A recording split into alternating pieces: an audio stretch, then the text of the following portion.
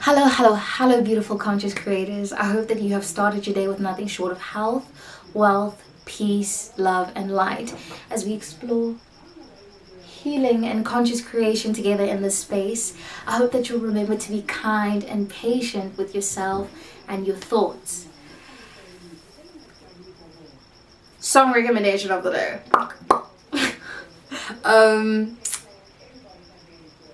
Six Lack or Black, I don't know, whatever floats your boat in terms of pronunciation.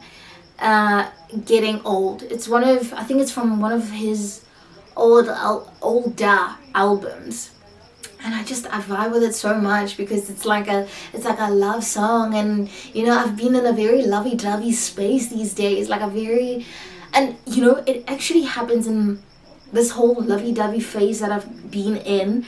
It's just this love for life that I've been feeling, and I just remember I've always had this feeling, but it did go away for some time because I was just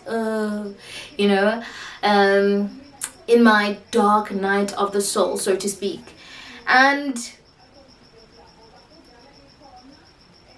when I was in the process of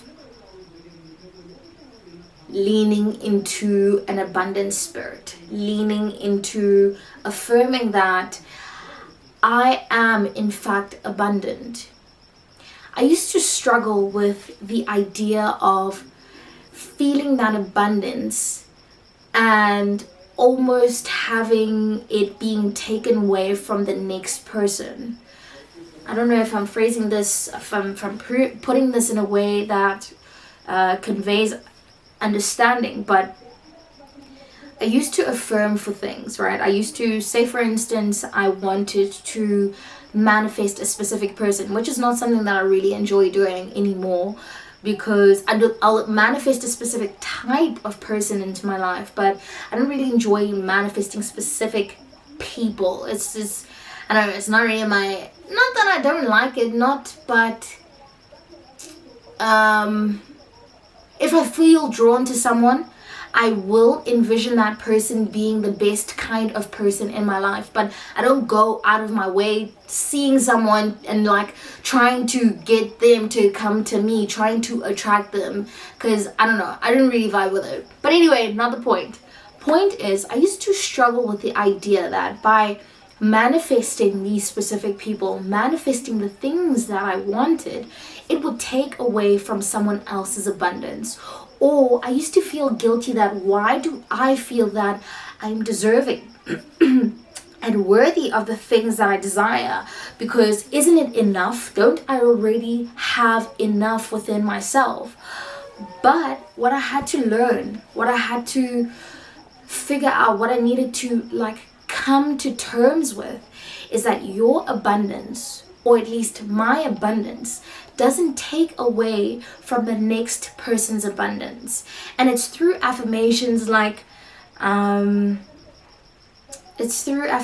oh gosh, it literally just slipped my mind. But it's through affirmations like all of the desires that I have desire me.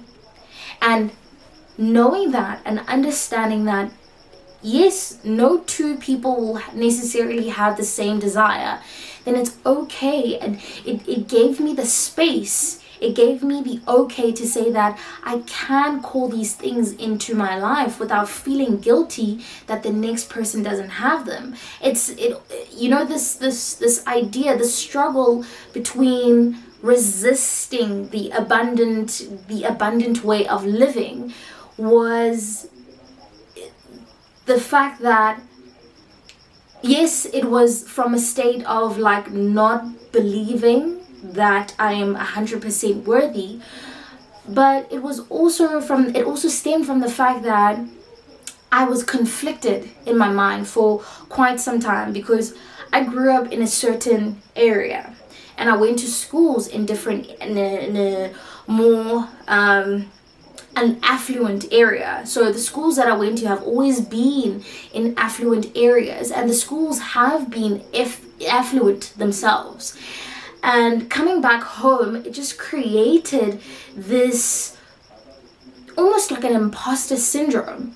And so when I came back this side, I felt guilty for having all of these things. But then when I went to the other side, I felt undeserving of those things because not just undeserving, but I also felt, can I call it shame? Imposter. I didn't feel like I belonged. So it told me, like, I felt like I was sitting on a fence between which side do I belong, which side do I fall on, which side do I belong on. It almost made me feel like an imposter wherever I went.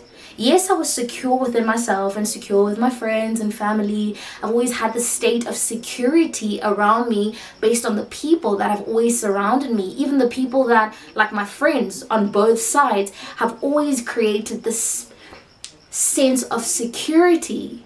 However, just being in those different places was the narrative that I struggled with, because by manifesting the things that I desire, if I'm this side, it takes away from other people. And I couldn't allow myself to envision those things, because what made me worthy enough to have those things? What set me apart from the next person who's also probably just as deserving? And so I was conflicted within myself until I realized, by doing the affirmations, by looking at myself in the mirror and saying, being abundant, I will repeat this because I've already said it already. Your abundance does not take away from the next person's abundance. In fact, it sheds light on the next person for how they can level up, or how they can get to a space that they desire to be in. It doesn't take away from them.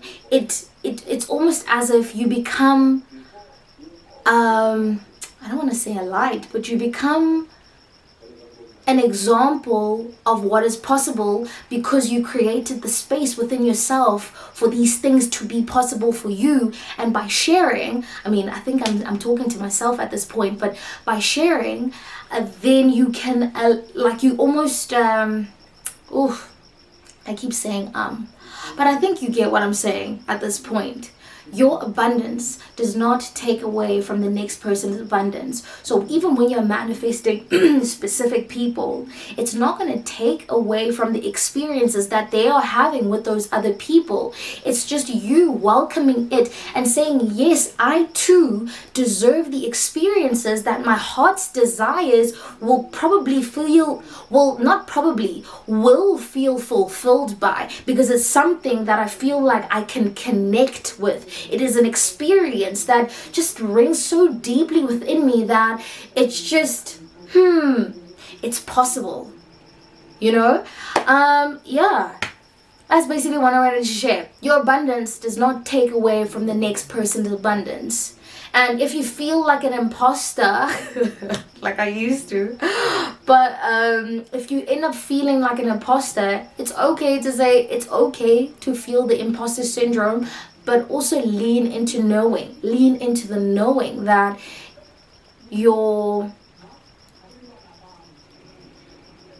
the capacity that you have for experiencing all of the things that you desire is yours to have, is yours to expand, is yours to maintain. And it doesn't take away from the next person. Yeah. Thank you for listening all the way to the end. My name is Oba King, and I am your accidental therapist. Ooh, what did I say in this episode? I don't know. I got lost. But it is what it is.